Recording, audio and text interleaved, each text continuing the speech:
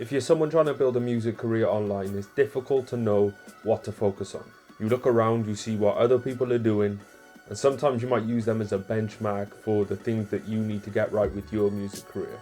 But one thing you've got to remember is that the majority of these artists and these producers and these whatever else out here are failing, and they're failing horribly. Hardly any of them are making any money, hardly any of them are getting any exposure, and hardly any of them are really making any progress towards where they're trying to go with their music. It's only a small minority of people who are actually succeeding at this stuff. But what are those people who are succeeding focusing on? I'm going to start by saying what they're not focusing on. And one thing they're not focusing on is views. Now, I know that views and plays is something that you probably focus on, and you think that it may be some kind of indicator of success when maybe you hit 5,000 views or 10,000 views or 100,000 views. But what is that really? Views don't matter unless there's a conversion there. It's all good getting people to your stuff, but it's what they do when they're there that counts. Are they subscribing? Are they signing up? Are they purchasing something that you're offering there? See, views pretty much became worthless when they started selling views. If you care that much about views, you may as well just go and buy some views. It's not going to do anything for you. Now, it'd be ignorant of me to say not to focus on getting people towards what you're putting out. But the focus that you should have would be optimizing that page right there to get as many people as you can to sign up or purchase something. If somebody lands on your page and then jumps straight off without signing up or buying anything or doing anything else, then it was a fail. It should be a sign to you that your page is not working correctly. Your page is not set up the right way for you to succeed with this stuff.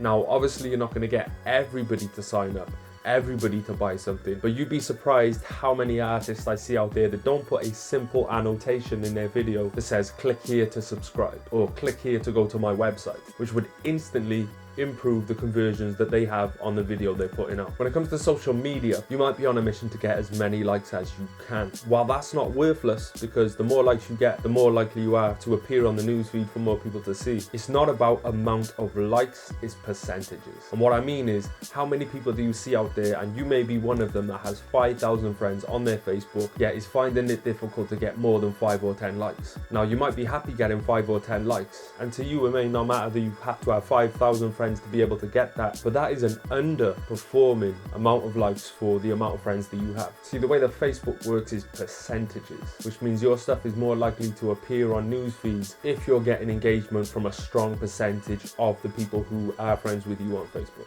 So what I'm saying is 5 likes is worth more to you if you have 50 friends than 5 likes is to you if you have 5,000 friends. So what I'd recommend doing is going through your friends list, taking a look, and do you even know these people? Have you ever had a conversation with these people? And then what you've got to do is make a decision whether you're going to get rid of them or you're going to build with them. Because you're either going to build that person into a supporter, into some engagement on what you post, or they're dead weight on your Facebook profile and you're risking other people not seeing it simply by leaving that person on your Facebook friends list. Another thing that you need to be focusing on is making sure that you've got a website. And I don't mean just a website where they can go to listen to your music and look at your gallery and that standard kind of website. You want to have the kind of website where they can spend some time. Now, you can do this by putting videos on there, so that could be music videos, but not just music videos. You're going to want to put some kind of vlogs on there, maybe some commentaries, maybe a documentary, something interesting that's going to give people a reason to keep checking up on your website. You're also going to want to put blog posts on there, things that you do, things that you see, things that you have opinions on, things that your audience is going through, spotlight on some of maybe your most prominent supporters. You just want to make your website interesting. And the reason you want to make your website interesting is so that you can capture them when they land on the page. If your website isn't being updated regularly, they have no reason to come back to your website. Whereas if you've got content on there,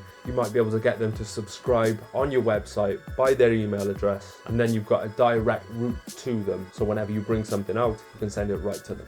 Now, these are just a handful of things. Obviously, if I was going to give you everything you need to focus on and everything you don't need to focus on, we'd be here all night. And these tips are somewhat random, but if you like these kind of videos where I just kind of throw random stuff out there that you can learn from and take on board, let me know in the comment section and I'll make some more just like this. Make sure to like, share, comment and subscribe, and of course, don't get mad, get motivated.